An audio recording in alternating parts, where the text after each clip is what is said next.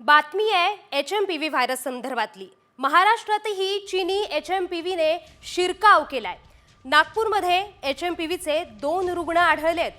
7 वर्षांचा मुलगा आणि 13 वर्षांच्या मुलीला HMPVची लागण झाली आहे। या दोघांचेही HMPV रिपोर्ट पॉझिटिव्ह आलेत।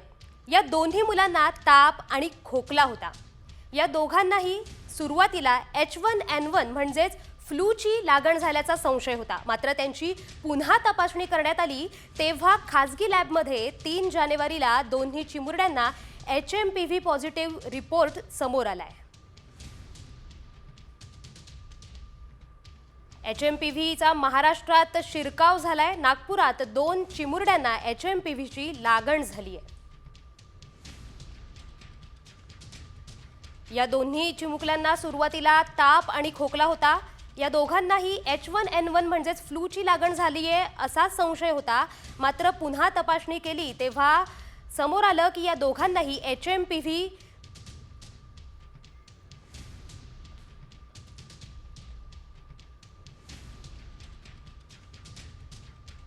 राज्याचे आरोग्य मंत्री प्रकाश आबिटकर यांच्याशी एक्सक्लुझिव्ह बातचीत केली आहे आमच्या प्रतिनिधी वैदेही काणेकर यांनी। पाहूयात।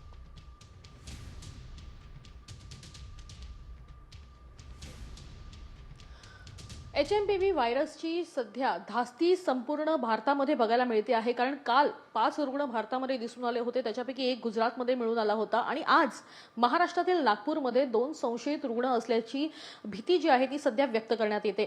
आपल्यासोबत महाराष्ट्राचे आरोग्य मंत्री प्रकाश आबिटकर आहेत, आपण त्यांच्याकडूनच जाणून घेणार आहोत। सर, एकीकडे धास्ती लोकांची वाढत चालली की हा नवीन आता विषाणू आलेला आहे कोविड नंतर, काय एकूणच सांगाल, कितपत गांभीर्य आहे आणि काय नेमकी सरकारची एक मानसिकता आहे एकूणच या संदर्भात?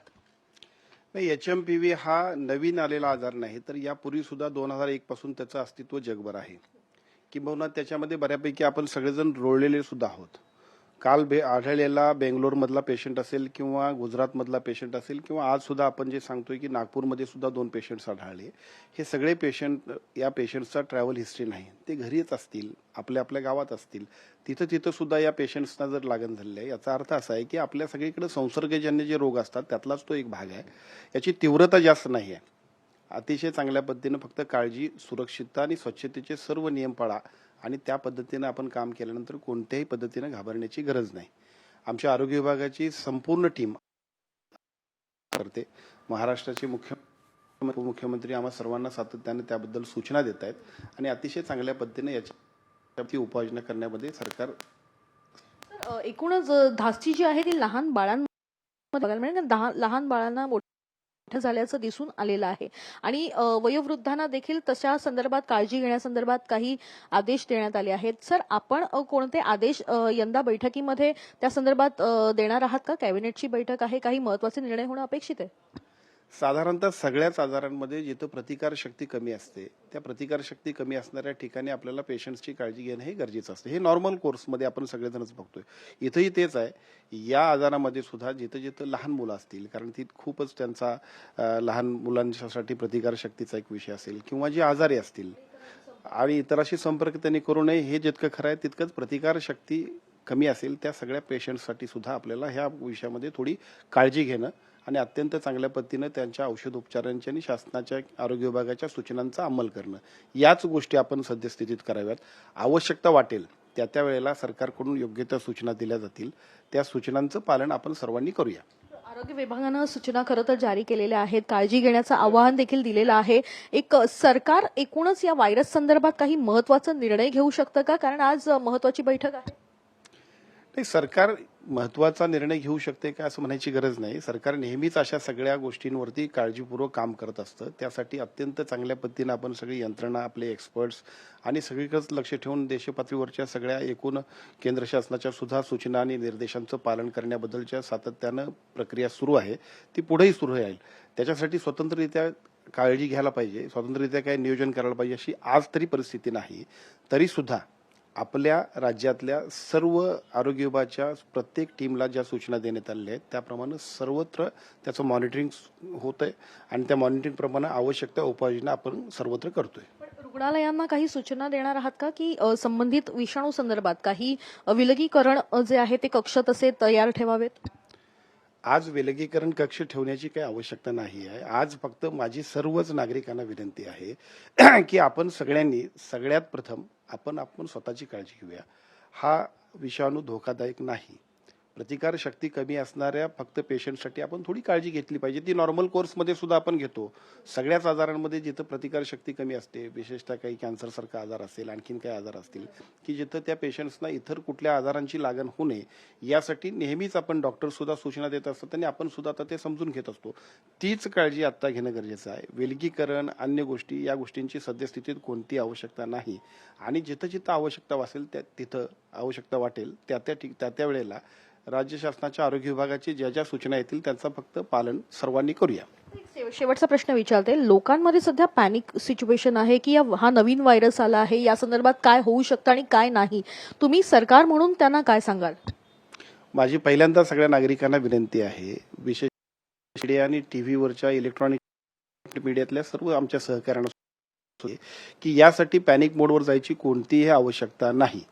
हा विषाणू आपल्याकडे पूर्वीपासून अस्तित्वात आहे. बऱ्यापैकी आपण त्या सगळ्या विषाणूबरोबर रुळलोय सुद्धा.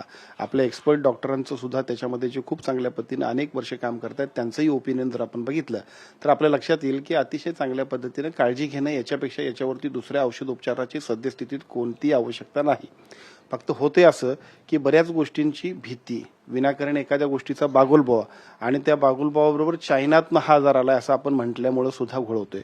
आता नागपूरचा माणूस चायनाला गेला होता काय, किंवा आता पलीकडे तामिळनाडू किंवा अन्य ठिकाणी कर्नाटकातले जे पेशंट्स होते ते काय चायनाला गेले होते काय? आपले सर्व जे संसर्गजन्य आजार असतात त्यातलाच तो भाग आहे. फक्त त्याची योग्य ती काळजी आरोग्य विभागाच्या नियमांप्रमाणे आपण सर्वजण घेऊया.